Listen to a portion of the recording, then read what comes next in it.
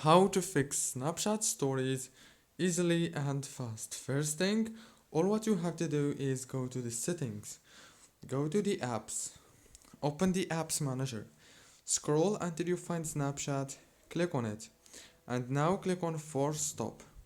After that, click on the storage, click on clear data and click on delete.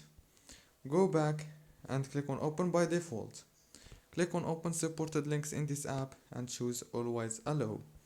Now go back to the settings, go to the wireless, enable the airplane mode and disable it, and then go to the Wi-Fi, do the same thing, disable it and enable it,